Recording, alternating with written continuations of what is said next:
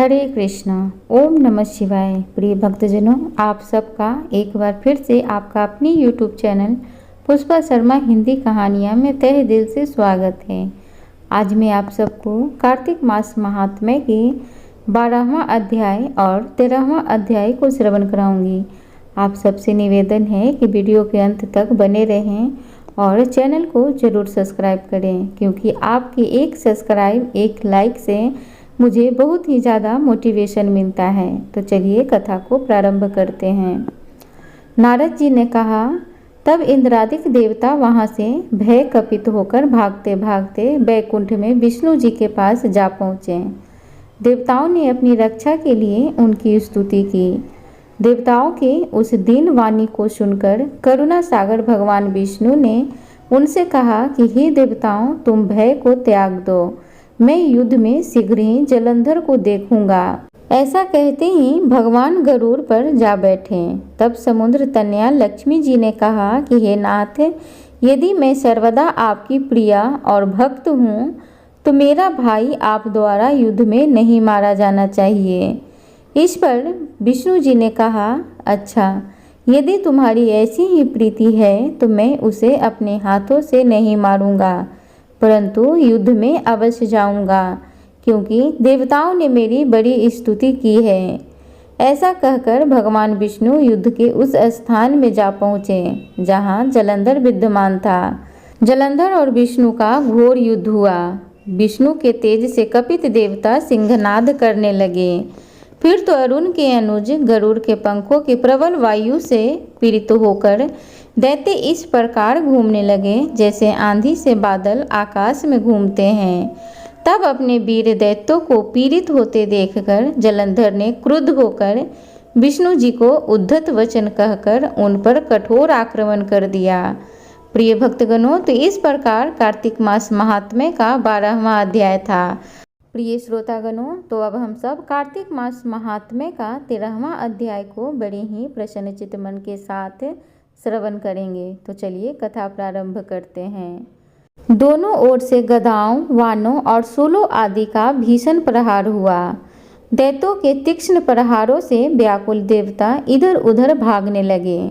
तब देवताओं को इस प्रकार भयभीत हुआ देखकर गरुड़ पर चढ़े भगवान युद्ध में आगे बढ़े और उन्होंने अपना सारंग नामक धनुष उठाकर बड़े जोर का टंकार किया। त्रिलोकिक शब्दित हो गई। पल मात्र में भगवान ने हजारों दैत्यों के सिरों को काट गिराया। फिर तो विष्णु और जलंधर का महासंग्राम हुआ। बाणों से आकाश भर गया। लोग आश्चर्य करने लगे। भगवान विष्णु ने बाणों की बेग से उस दैत्य की ध्वजा, छत्र और धनुष बाण काट डाले। इससे व्यथित होकर उसने अपनी गदा उठाकर गरुड़ के मस्तक पर दे मारी। साथ ही क्रोध से उस दैत्य ने विष्णु जी की छाती में भी एक तीक्ष्ण बाण मारा। इसके उत्तर में श्री हरि विष्णु जी ने उसकी गदा काट दी और अपने सारंग धनुष पर बाण चढ़ाकर उसको बिधना आरंभ किया। इस पर जलंधर इन पर अपने पैने बाण बरसाने लगा। उसने विष्णु जी को कई पैने बाण मारकर वैष्णव धनुष को काट दिया। धनुष कट जाने पर भगवान ने गदा ग्रहण कर ली और शीघ्र ही जलंधर को खींच कर मारी, परंतु उस अग्निवत अमोद गदा की मार से भी वह दैत्य कुछ भी चलायमान न हुआ। उसने एक अग्निमुख त्रिशूल उठाकर विष्णु पर छोड़ दिया। विष्णु जी ने शिव के चरणों का स्मरण कर नंदन नामक त्रिशूल से उसके त्रिशूल को छेद दिया। जलंधर ने झटपट विष्णु जी की छाती पर एक जोर का मुष्टिक मारा। उसके उत्तर में भगवान विष्णु ने भी उसकी छाती पर अपनी एक मुष्टि का प्रहार किया। फिर दोनों घुटने टेक बाहुओं और मुष्टिकाओं से बाह्य युद्ध करने लगे। कितनी ही देर तक भगवान उसके साथ युद्ध करते रहे। तब सर्वश्रेष्ठ मायावी भगवान उस दैत्य राज से मेघावी वाणी में बोले, हे रण दुर्गम, हे दैत्य राज श्रेष्ठ, तू धन्य है जो इस महायुद्ध में इन बड़े बड़े आयुधों से भी भयभीत न हुआ। तेरे इस युद्ध से मैं प्रसन्न हूँ। तू जो चाहे वर मांग। मायावी विष्णु की ऐसी वाणी सुनकर जलंधर ने कहा, हे भावुक, यदि आप मुझ पर प्रसन्न हैं तो मुझे यह वर दीजिए कि आप मेरी बहन तथा अपने सारे कुटुंबियों सहित मेरे घर पर निवास करें। नारद जी बोले, उसके ऐसे वचन सुनकर विष्णु जी को खेद तो हुआ, किंतु उसी क्षण देवेश ने तथा अस्तु कह दिया। अब विष्णु जी सब देवताओं के साथ जलंधरपुर में जाकर निवास करने लगे। जलंधर अपनी बहन लक्ष्मी और देवताओं सहित विष्णु को वहां पाकर बड़ा प्रसन्न हुआ। फिर तो देवताओं के पास जो भी रत्न आदि थे सबको लेकर जलंधर पृथ्वी पर आया। निशुंभ को पाताल में स्थापित कर दिया और देव दानव यक्ष गंधर्व सिद्ध सर्प राक्षस मनुष्य आदि सबको अपना वंशवर्ती बना लिया। त्रिभुवन पर शासन करने लगा। उसने धर्म अनुसार सुपुत्रों के समान प्रजा का पालन किया।